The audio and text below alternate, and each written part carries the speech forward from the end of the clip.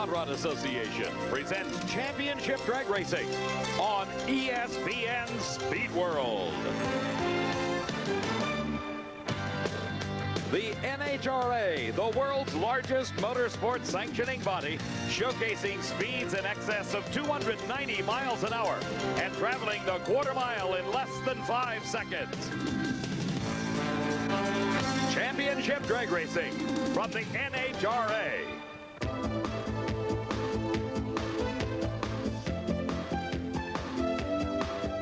Of the 19-event, $18 million 1990 Winston Championship season, Houston Raceway Park in the Fram Supernationals is the third stop of the tour. Since our arrival 3 days ago, we have witnessed a festival of performance that has treated this overflow Texas crowd to drag racing history.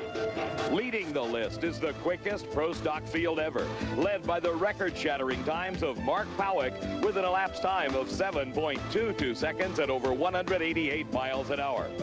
In Top Fuel Eliminator, Darrell Gwynn has established a new national record of 4.909 seconds and displayed a certain post-run confidence that suggested he knew he was going to do it all along. You know, it obviously doesn't win tomorrow's race, but 490 obviously will help us go into tomorrow's event.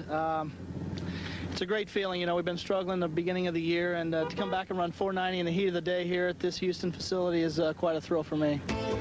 Gwynn's achievement was capped with, as you might imagine, a certain revelry at the end of the track, restrained by the certain knowledge that the race was yet to be won. Hello, everybody. I'm Dave McClelland, and welcome to Houston Raceway Park in the third annual running of the Fram Supernationals. Considering the fact that the Johnson Space Center is just a few short miles from here, it's very apparent that a lot of people expected the ballistic times that we have seen. But as test pilot Chuck Yeager would be quick to point out, such feats by their very nature are on the edge of the envelope. If you venture past that edge, the potential for disaster is very great. And we have seen our fair share of misfortunes during these qualifying sessions. For more on that story, here's my good friend and fellow commentator, Steve Evans.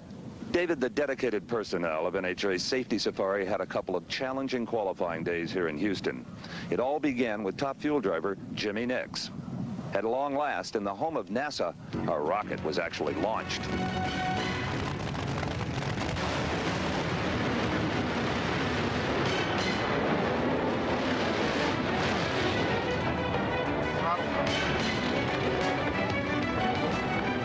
Now, you think that was scary in real time? Watch the slow-mo.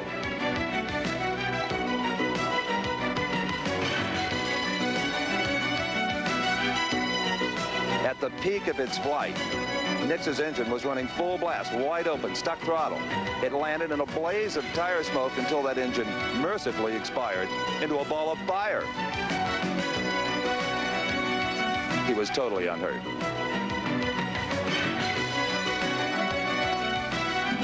Then came the drag racing version of Halley's Comet, as indeed we had ignition on Scott Coletta's funny car.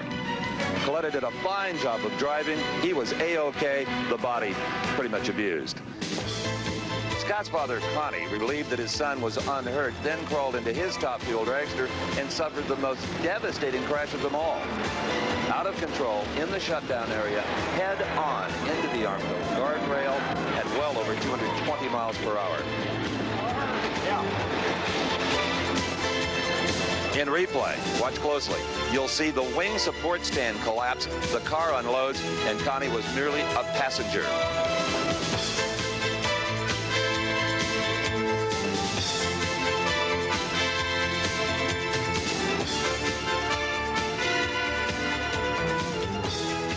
The Safety Safari crew used their jaws of life to cut Coletta from the car.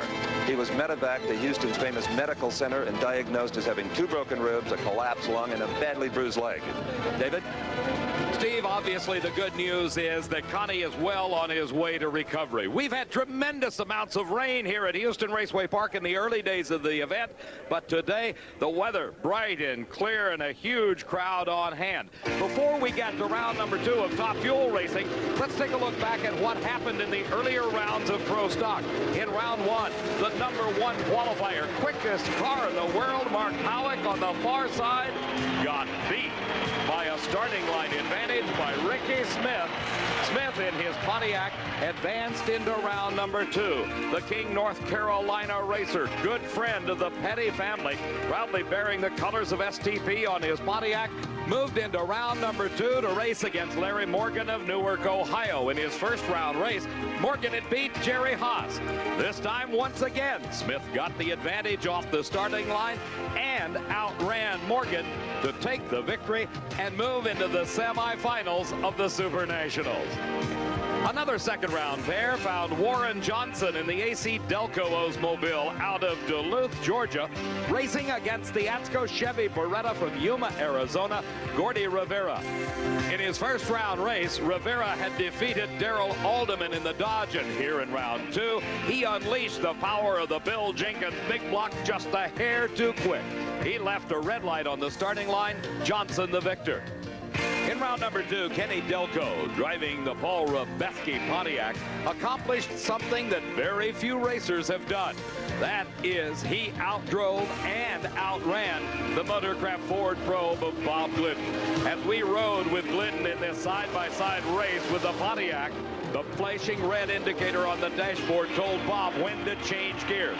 What you cannot see out of view of our camera was Kenny Delco ahead of Glidden at the finish line. Found Bruce Allen at the wheel of the Super Shops Beretta against the Benzoil Pontiac of Jerry Ekman, the Winter Nationals champion. Both drivers had qualified with identical 7.26 second elapsed times, but it was that very slight starting line advantage gained by Allen that proved to be the margin of victory. In fact, Ekman even ran quicker, a 7.26 to a winning 7.28. The pairings for the semifinals at the Supernationals, Ricky Smith in his Pontiac against Bruce Allen. Allen having lane choice with the Beretta. Another Pontiac, Kenny Delco, going against Warren Johnson with WJ getting to pick his lane. The 1990 NHRA Fram Supernationals is being brought to you by Fram Bendix Autolite, all quality products of Allied Automotive, and by Quaker State. The Big Q is one tough motor oil. Back in the mid area, some fiberglass repair work going on John Force's Oldsmobile. Round 2 of Funny Car just a bit later. Back at Houston Raceway Park in the Fram Supernationals, the lifeline of communication between a 4,000 horsepower top fuel dragster engine and the driver, those gauges being watched by Gene Snow as we pick up action in round number 2 of Top Fuel Eliminator. Snow rolling into a patch of water, which wets those huge 17-inch wide tires. Then he hits the hammer, and the ultimate in burning rubber takes place, the burnout of championship drag racing. The competition for Snow in this second round of racing, Frank Bradley out of Santa Rosa, California. One of the high points of Bradley's career came in the first round, where from his number 16 qualifying position, he raced the number 1 qualifier and the quickest car in the world, Darrell Gwynn in the Coors Extra Gold Special, who had had a 4.909 in qualifying, the quickest time ever.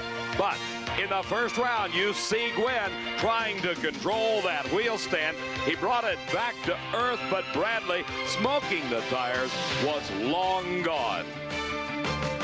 Well, Darrell, I know you wanted to leave Houston with a lot more than just a national record.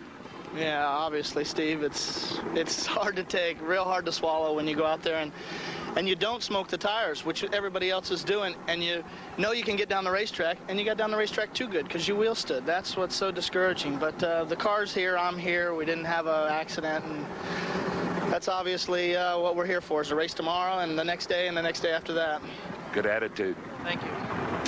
The win over Gwynn advanced Bradley into the second round, where now he meets up against the Fort Worth, Texas driver, one of the most popular competitors here at Houston, Gene Snow. The Mopar Special of Snow qualified in the number 9 spot. He had a 5.02 second elapsed time. This 16-car field, the quickest in the history of NHRA drag racing. Both drivers intently concentrating on trying to gain an advantage at the start. Bradley up in smoke, Snow down across the finish line. 5.08 seconds. His speed 253 miles an hour. Snow now into the semifinals. What a disappointment it must be for Bradley in the Enco Special. Unable to control the power and once again smoking the tires. About smoking the tires. He got a big break back in the first round when his competition, Jim Head, red-lighted. The break that LaHaye needed. He smoked the tires, literally blasted them off that 300-inch car, but he still took the win. He is racing against one of the true rookies in this sport. This the first full season in Top Fuel competition for 21-year-old Tommy Johnson Jr. Coming out of the sportsman ranks of racing a year ago, he was driving a top alcohol funny car. Now he is proving his worth as a driver, beating a tire-smoking Shirley Muldowney in round number 1. Johnson qualified number 10 with a 5:03. LaHaye was the number 2 qualifier. He had a 4.93 second elapsed time during qualifying and quite possibly learned something from his tire smoking expedition in round number 1. Tommy Johnson's car is a bit unique. It saw the first light of day in the winner's circle way back in 1984 with Gary Ormsby doing the driving at the Winter Nationals. Johnson in the far lane, LaHaye in the near lane. Johnson with a slight advantage at the start, but look at LaHaye. His daughter Kim, crew chief on that car, happy with the victory, and she should be. Elapsed time, 4.98 seconds. That is the quickest of eliminations thus far. His speed, 279 miles an hour.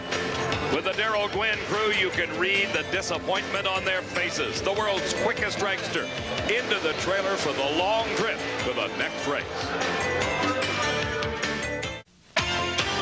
Back in Houston, we're in Ed McCulloch's pit areas. They're readying that Oldsmobile for the second round race coming up in just a bit against R.C. Sherman. Now Steve is with Ed McCulloch's teammate. Dick LaHaye, you got exactly what you wanted, a 498. Well, that's all, you know.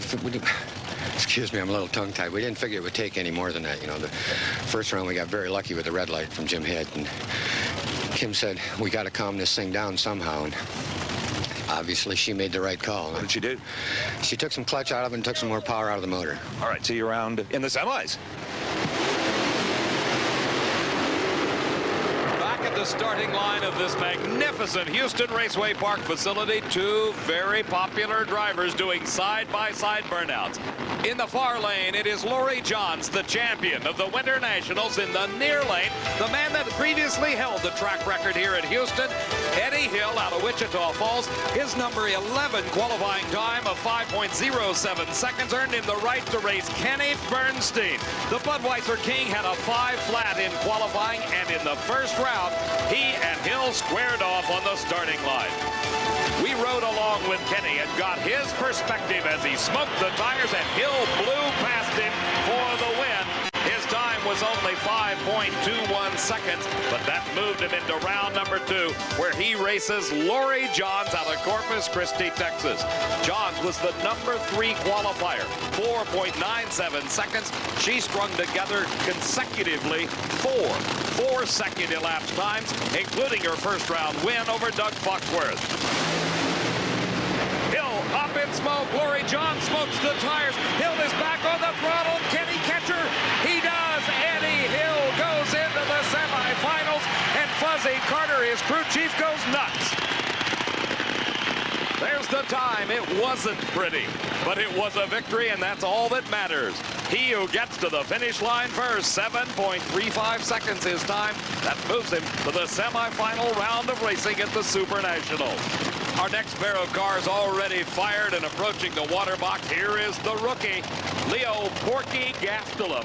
His competition, the former Winston champion, Joe Amato. Both drivers approach the water box at the same time, apply the throttle at the same time. The true crowd pleaser, side-by-side burnouts by Gastelum and Amato. Another crowd pleaser was that race just a moment ago between Eddie Hill and Laurie Johns. Steve? Pretty strange race, Ed. Is this strange or what? At this point, I'll take them any way I can get them. That wasn't pretty, but I'll take it. On and off the throttle, that can be hard on these engines. It really is. I kept trying to do it smooth, and it wasn't having it, but I wasn't going to give up as jerky as it was. I wanted to get through there first, and I guess I just barely did. But, yeah, we're going to have to look at our machinery after that. That was pretty sloppy, but I wanted it awful bad. Okay, semifinal bound. Of course, that look at the machinery a bit more complicated than Eddie reveals. A complete dismantling of the engine and reassembly. Leo Gastelum backing up under the direction of his crew, headed up by famous Amos Satterley. Gastelum had the thrill of a lifetime in his rookie debut run in competition. He was racing the Winston champion, Gary Ormsby, in round number 1. Gastelum came into the program as an alternate for Connie Coletta, who suffered that devastating qualifying crash that we saw.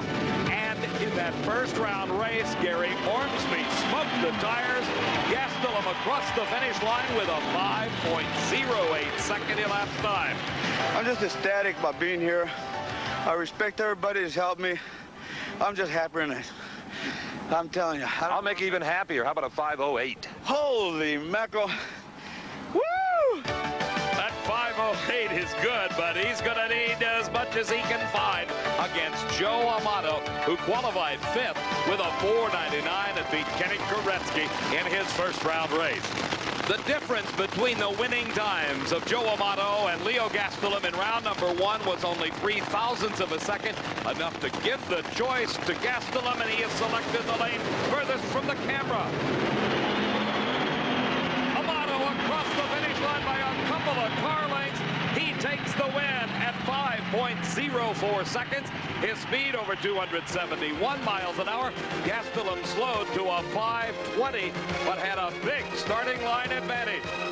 He moved first, as you see here in replay, but it was just instantaneous for Amato and the Valvoline Special as he quickly pulled alongside and then ahead of Gastelum, till at the finish line, more than a car length victory and an advancement into the semifinals. He will race Gene Snow, where Amato has the choice of lanes. The other pair in the Top Fuel semifinals, Eddie Hill against Dick LaHaye. LaHaye's 4.98 gained him the lane choice.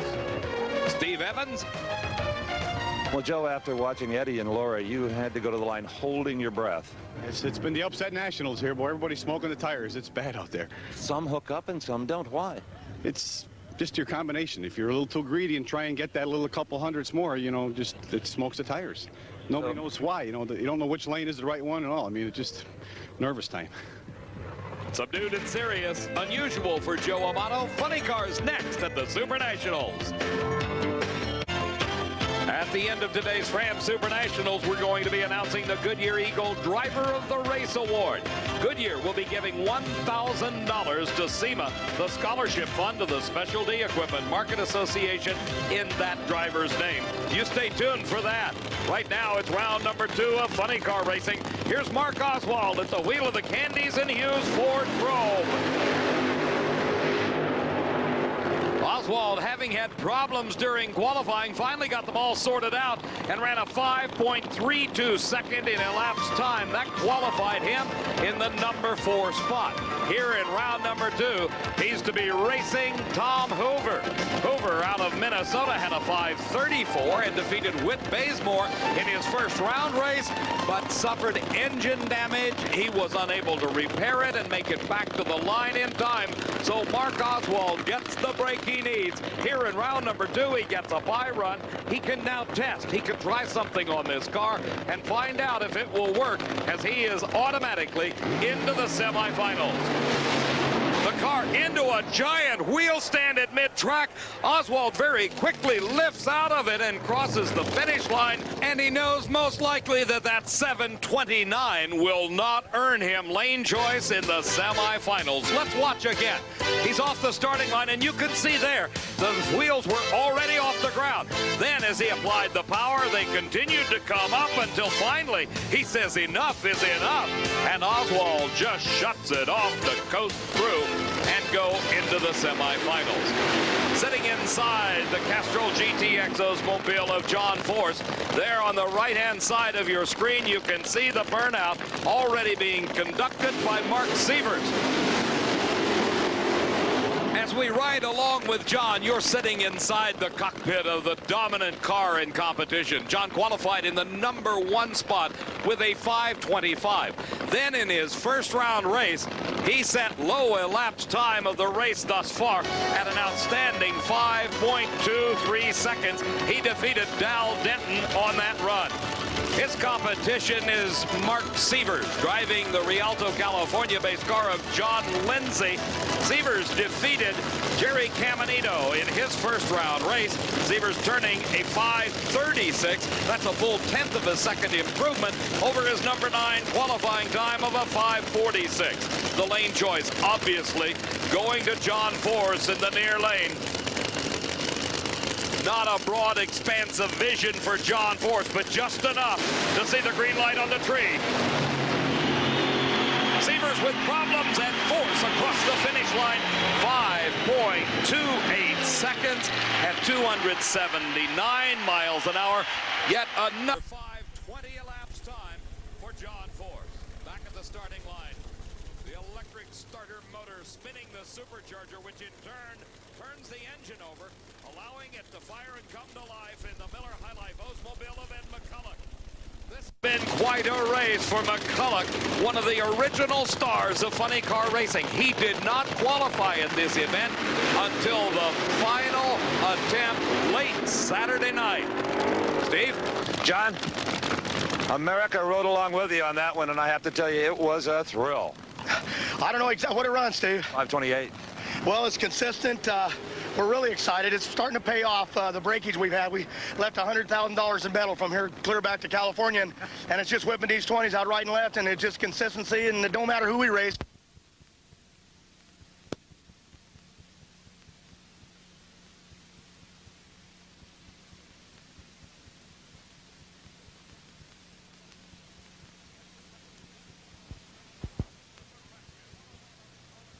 To perfection.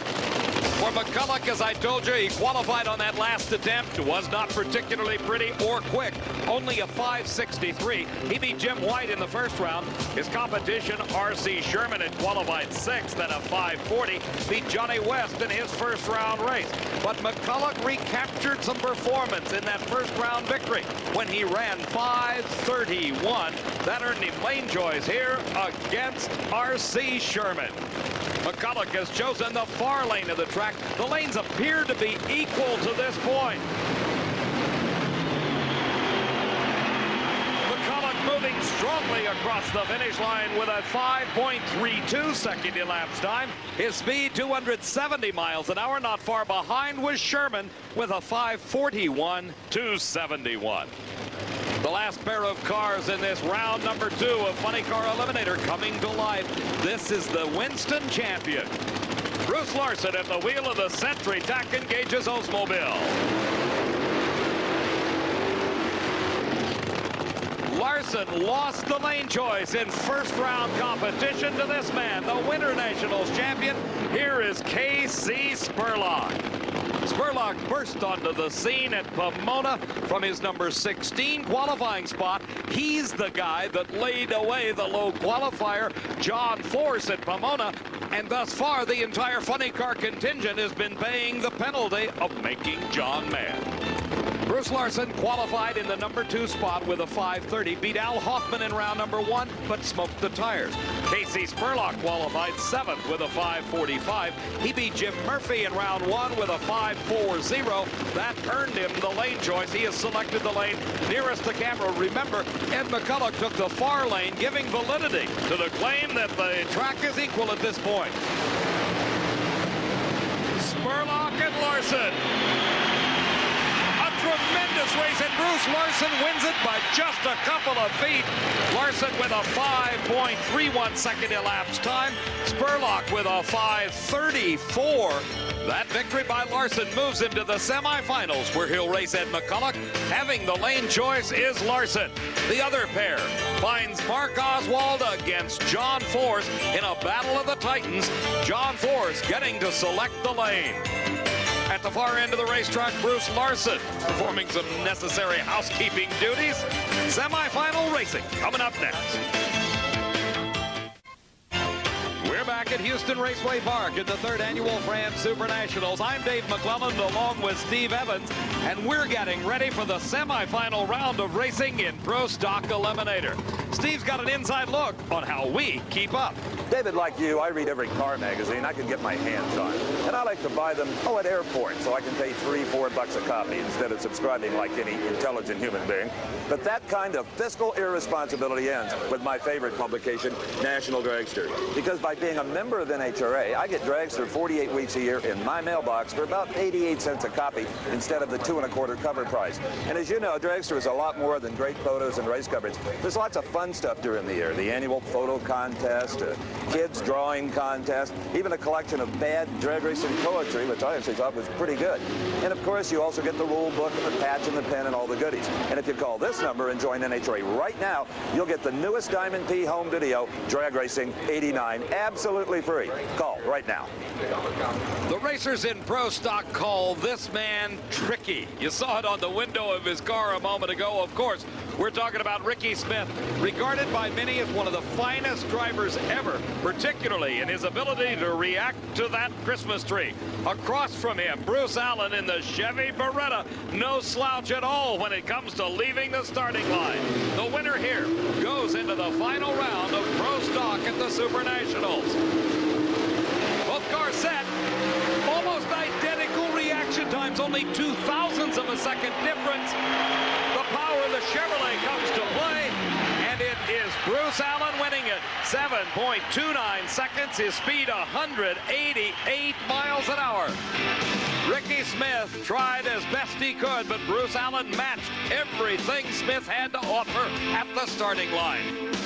As they moved down track, it gradually became apparent that the Chevrolet of Bruce Allen was pulling ahead of Ricky Smith, and no matter what Smith tried to do, he could not make up the difference in high gear horsepower. The margin of victory about a half a car length, the time differential only 0.05 of a second as Smith ran a 7.34. Now back at the starting line, look at Warren Johnson. He obviously saw something he did not like in Bruce Allen's run and is forcing Kenny Delco to change lanes. Johnson, of course, having the lane choice. Steve? Bruce Allen, the Nitro racers are talking about lane choice. I think it's critical. What about a Pro Stock car? The starting line is very critical on a Pro Stock or which lane you're in, so we keep an awful good eye on it, and it's nice to have lane choice. You never know what's going to happen. If you have it in the final round, where would we find this yellow car? Probably on the left side. We'll look for it there. Steve, it's as if Warren Johnson could hear Bruce Allen's words. He moved over into the left lane, or the lane nearest the camera with the Oldsmobile, putting Delco over there on the far side of the track. Johnson using the tried and true Oldsmobile Cutlass body, while his competitor Delco at the wheel of the Paul Robeski Construction Company Special. That's a Pontiac Grand Prix, the only Grand Prix in competition. Both cars utilizing a maximum of 500 cubic inches. They run on racing gasoline through two 4-barrel carburetors. A red light start for Kenny Delco. That means it will be Warren Johnson against Bruce Allen in the finals. Johnson's time, 7.24 seconds. His speed, 189 miles an hour, and it will not be up to Bruce Allen to select the lane. It's an all-GM final at the Supernationals. Allen in the wheel of the Beretta. Johnson driving the Oldsmobile.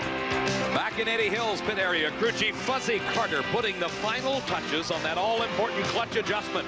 We've seen lots of cars go up in smoke today. Hill is racing the man that has low ET of eliminations at the moment, Dick LaHaye. Now, let's go to Steve Evans. Well, Warren Johnson may have just fired the shot of the day, a 7.24. Well, it's getting better, Steve. It's also getting cooler. That's probably where the 24 came from. I didn't really look what Bruce ran or. You have lane choice, I can tell you that. Well, that's all we need. This track right now, I don't think there's any real difference between the two lanes unless something else happens. But I think Bruce made a good run, and obviously we made a good run. I think we got a great final coming in. No doubt about it. Steve Warren Johnson showing lots of confidence. The finals in pro stock coming up just a bit later. In the John Force pit area at the Fram Supernationals, there's a face some of you may recognize. That's Chris Eckert, formerly the crew chief on Gene Snow's top-fueled Regster, now turning some wrenches on John Force's funny car. And here is Gene Snow with his new crew chief, Brad Tuttle, up in this semifinal round to challenge Joe Amato. Amato, having the lane choice, has selected the lane nearest the camera. As you just heard Warren Johnson say, as far as he's concerned, there's very little difference between these two lanes, but there's a world of difference between a pro stocker with about 1,200 horsepower and these 4,000 horsepower top-fueled Regsters. Amato up in smoke. Gene Snow out in front. Amato's trying to catch him. He's getting sideways, but he can't do it. Gene Snow goes into the finals with a run that will not go into the history books as a record-shattering one, but certainly the crowd loves it. A 7:23 was all he could muster when he had problems, but of course Amato had smoked the tires before him. This crowd would absolutely love it if we could have an all-Texas final in top fuel, and it is a possibility with Wichita Falls' own Eddie Hill racing against Dick LaHaye. But for Hill, this is quite a challenge. LaHaye has got quick elapsed time of eliminations at a 4:98, while the best Hill has been able to run in racing conditions is a 5:21. Steve? Well, Gene, with the smoke and the booming sounds, it was more like an artillery practice in a drag race. I really don't know what's the matter with it. It's a fuel system. They blew the blower, and there's no reason for it. It was running excellent. But you got there first. That's what we're going to do, is go put another one in and shoot another bullet. Okay, guys. Okay. They're in a hurry. As well they should be, Steve. Regardless of how they fix it, there's a tremendous amount of work to get Gene's car ready for the final round, where he will race either Dick LaHaye or Eddie Hill. LaHaye, the last to stage on the far side of the racetrack. He'll creep that car forward just about another 3 or 4 inches. There he is. He's set.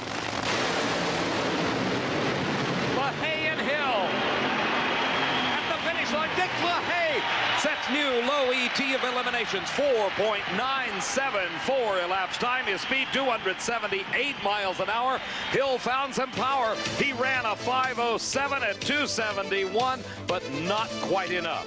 The advantage at the start went to LaHaye by 0.02 of a second. He began to multiply that as they moved down this quarter-mile racing surface, till at the finish line you can see the margin. It was more than a car length for Dick LaHaye, taking an impressive victory over Eddie Hill. That 4.974 gives him lane choice over Gene Snow, who, as you just saw, had lots of problems. What goes through your mind when you see a race like Amato and Snow and they both lose traction? Well, I was watching Snow real close because he was in the lane that I wanted, and I didn't think he lost traction. He just banged the blower, and then I seen Joe lose traction. I thought, boy, am I glad I didn't take that lane. Headed for the finals. As LaHaye goes back to the pits to get ready, John Force sitting inside the roll cage of his car. That's his crew chief, Austin Coyle. In his hand is a bottle of alcohol. He squirts it into the engine to get it running, get it just a bit warm, and then they throw the switch that moves it to nitromethane. You can hear the change. At the fabulous Houston Raceway Park near Baytown, Texas, we're in the 3rd annual Fram Supernationals eliminations. This is the semifinal round of Funny Car Eliminator. What a pair. Ed McCulloch in the near lane. Bruce Larson, the reigning Winston champ, in the far lane. Nearly identical in elapsed times in the previous round. Larson was 1/100th of a second quicker than McCulloch. The body up on Larson's car, that's a normal procedure as crew chief Maynard Yanks removes a wire which activates the second magneto on the engine, allowing it to come to full fire. Larson, after nearly 30 years competing in championship Drag Racing won his first Winston title last season and proudly bears the #1 on the side of that Oldsmobile. McCulloch smokes the tires. Larson drives away from the center line and across the end of the quarter mile with a 5:32, 268-mile-an-hour charge to put him in the finals of the Supernationals for the second year in a row. Only 2 cars remain in the final 4 of Funny Car. John Force as the body comes down over you and John. Crew Chief Austin Coyle directing John into the water box to begin the burnout procedure. This dominant car of Funny Car Racing has had consistent 520s from qualifying all the way to this point in eliminations. John has not been slower than a 5:28. He is racing against Mark Oswald. Oswald is in the lane nearest the camera in the Ford Probe of Candies and Hughes. There is one driver that is intensely interested in the outcome of this challenge between Force and Oswald, and it is Bruce Larson climbing out of his car at the far end of the racetrack. He's turning off the air bottles that control the clutch operation, and then will be directing his attention to the starting line to see who gets an advantage, if anybody, and most importantly, who crosses the finish line first. Force going through the final procedures before he brings the car into the staging beams. Alongside of him is Mark Oswald. Each car producing nearly 4,000 horsepower. And John Force with a big lead and a victory. Another 5:20 elapsed time, 5.28 seconds. His speed, 278 miles an hour. Oswald trailing with a 5:41, and Force almost goes into the guardrail. As we look again, you can see a very slight advantage that was gained by Oswald, about 1/100th of a second, the timers tell us. Then John Force quickly pulled ahead until at the midpoint, the 8th mile point, he had more than a car length, a couple of them in fact, and kept that lead across the finish line. The final round of Funny Car Eliminator will find John Force against Bruce Larson, with Force in the 5:28 having lane choice. John Force, you are just wringing their necks today. The competition, for some reason, seems to be a little bit off. It's making us easy. It's these turn-off roads that are scaring me, Steve. I almost put it in the wall right there. What can we say? It's consistent. We're happy with it. 5:28. It shook a little bit harder, and I can read the confidence in Austin's eyes. The car's okay, and it'll repeat again, and if I can just leave on time, we'll be okay. Here's what might win it for you. You have lane choice.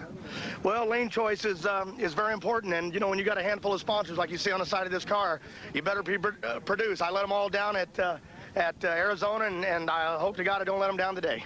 You never let the sport down, John. That's a true statement, Steve Evans. Back in Gene Snow's pit area, the crew trying to find the source of the supercharger explosion in the semifinals. The shadows beginning to lengthen here at Houston Raceway Park in the Fram Supernationals as the sun sets late this afternoon.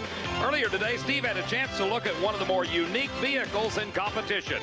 Imagine, if you can, 170 miles an hour in 7 seconds. Well, that's the story of NHRA's 4th professional category, Pro Stock Motorcycles. This is the national record-holding Suzuki out of Star Racing in Americus, Georgia, driven by John Myers, ridden by John Myers. There's a lot of similarities between these bikes and Pro Stock automobiles. For one thing, they have to come to the starting line looking like a street bike. They're allowed to cut the seat very deeply here so that the rider leaves the starting line when the motorcycle does, and they even use wheelie bars. But underneath, they are pure race machine. They even use an onboard computer right here, the same kind that Bob Glidden would use. There's only 4 cylinders, half that in a car, a carburetor for each cylinder, 580 pounds, 77 cubic inches, 240 horsepower. They dyno the motors every week, just like the Pro Stock guys. The big difference, of course, is there's no roll bar, which is why riders like John Myers get a lot of respect. What a wild ride it is, and John Myers, having set the record earlier in competition, came up in the final round to race Keith Gray. Myers was on the far side of the racetrack. He accelerated off the starting line and never looked back. At the finish line, another new record for Myers, 7.73 seconds at 172 miles an hour. In sportsman racing, Mike Koski won top alcohol dragster, Pat Austin top alcohol funny car. Sal DiPaolo, the competition eliminator champion, super stock Greg Stanfield. In stock eliminator, Jerry Emmons won the title at the Supernationals. Craig Seitz took home the crown in super gas. Bruno Massel won super comp, and the super street champion, Mike Sharp. Congratulations to all the winners in sportsman racing here at the Supernationals. Now it is time for the final round of Pro Stock Eliminator. The Chevrolet Beretta of Bruce Allen out of the Rare & Morrison shop in Arlington, Texas, against Warren Johnson, the Minnesota native, now hailing from Duluth, Georgia. Earlier, Steve had a chance to look at Warren Johnson's racing operation. Often we have talked about the thrash the nitro racers go through between rounds, completely disassembling their power plants. Well, Pro Stock finalist Warren Johnson wouldn't dream of taking the engine apart in this Oldsmobile. If he had problems, he'd simply change motors. He has other engines that have been dynoed in his shop. He will take off those valve covers and adjust the valves. He'll pull out all 8 spark plugs and see if they're rich or lean. If either is the case, he'll make the necessary changes in the carburation. But it doesn't end with the tune-up. Trying to tailor this car to this racetrack, just today alone, Warren has made 3 rear suspension adjustments, has moved the ballast around 3 different times, and changed that transmission and the clutch and that bell housing as well. So it's not any easier, it's just different. And Steve, it is just plain hard work, regardless of the category of competition in NHRA Winston Championship drag racing. The selection of lanes, Warren Johnson's. He's picked the lane the furthest from the camera.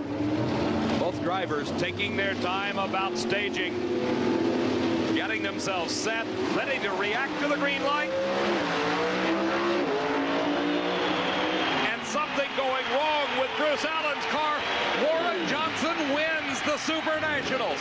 His elapsed time, another 7:20, 7.25 seconds. His speed, 189 miles an hour. The advantage off the starting line as we look again went to the near lane car. That's the Chevy Beretta of Bruce Allen.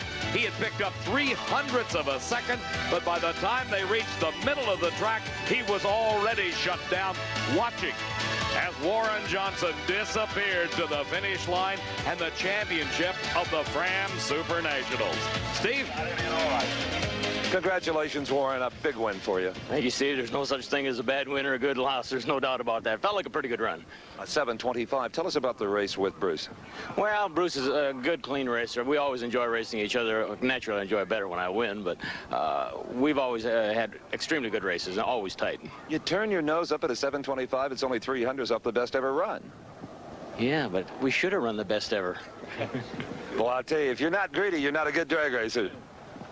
And Steve, if you're not consistent, you rarely win. Today, Warren Johnson consistent in the 7:20. On the starting line, the final touch is being put on John Force's Oldsmobile. Funny car finals after this.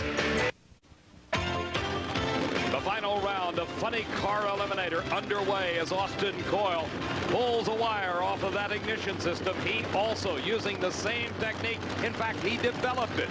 To doing a burnout only on one magneto, then getting both to fire for the race itself. A final check of the gauges on John Force's Oldsmobile sends him to the starting line against Bruce Larson. Larson for the 2nd year in a row in the final round of the Supernationals. A year ago, he lost the title to Scott Coletta. Now challenging Force for the 1990 championship. Force like a cat ready to pounce. Grabs the butterfly steering wheel and pulls ahead of Bruce Larson, who has problems. John Force wins the race. He has been absolutely dominant. As we look again at that race, Bruce Larson traveled just about the length of a football field and then went up in smoke. That gave the win to John Force, his time slowing to a 5:36. Let's go now to Steve Evans. John, you stomped him, you whipped him, you beat him up, you're the champ. I'm really excited, and when these guys get here, I want to thank all my sponsors. I got a right to. You know that. Castrol, Jolly Rancher, Wax Shop, Easy Wider, Austin Coil, my biggest sponsor. Let me say that. Let me say that. The time slip, 5:36. Don't scare me like that. We're very happy. Like I said, I told you earlier today, and I keep talking about it because of the breakage.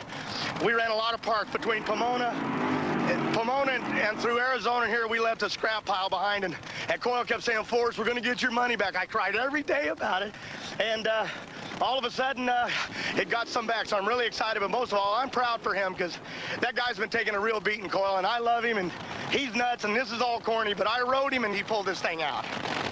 Steve, I wondered whether he'd be finished in time for this race. It is Dick LaHaye against Gene Snow for the finals in Top Fuel Eliminator. Dick's daughter and crew chief Kim looking on. She looks a bit pensive. I guess she knows that Gene Snow can pull one out of a hat. Down at the far end of the track, the party continues. You let me down, Coyle. This is a moment that all racers savor, and most particularly John Force. His 6th championship in 20 final round appearances. Back at the starting line, Kim LaHaye playing traffic cop for her dad. Earlier, Steve had a chance to talk to Kim between rounds. Kim, since you became your dad's crew chief, you've helped wrench him to a Winston championship. You've been honored as crew chief of the year. But I've got to ask you, does it ever get any easier, mentally or physically? No, I'd have to say it probably just keeps getting tougher and tougher with the competition that keeps getting tougher and tougher.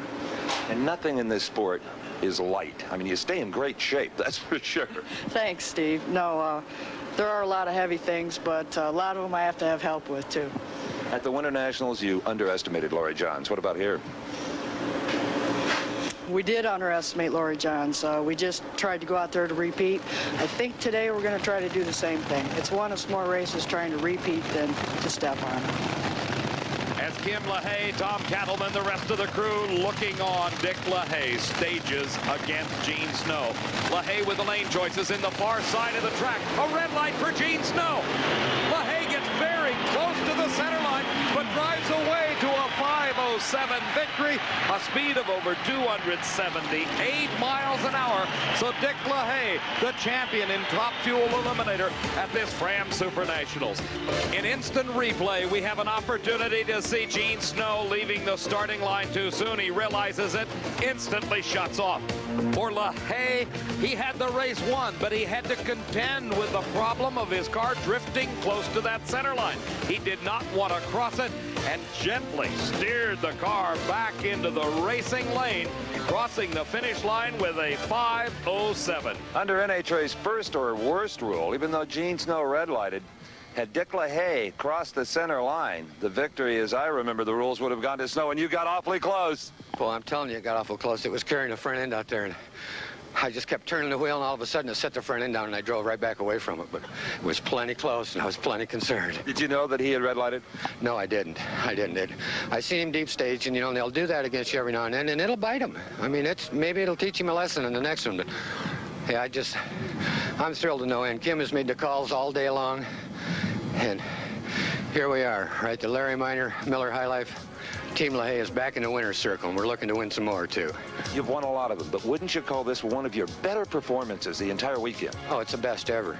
Best ever. I mean, it's 4 or 5 4-second runs, and that's more than we made all last year. And, I mean, what can I say? I'm just thrilled to no end.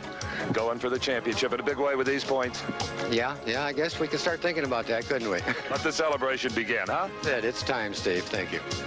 A very impressive victory by Dick LaHaye. It was close, but in our opinion, the Goodyear Eagle Driver of the Race Award goes to John Force. Goodyear will be sending a check for $1,000 in his name to the Scholarship Fund of the Specialty Equipment Market Association. From a very good driver for a very good cause. For Steve Evans, I'm Dave McClellan saying so long from Houston. The 1990 NHRA Fram Supernationals has been brought to you by Ford and your local Ford dealers. Have you driven a Ford lately? And by Goodyear Radials, the best-selling performance radials in the world. Coverage of the Fram Supernationals has been a presentation of Diamond B Sports.